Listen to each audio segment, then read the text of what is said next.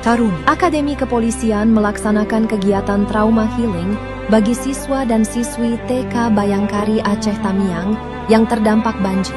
Sabtu, 24 Januari 2026, pukul 10.00 waktu Indonesia Barat.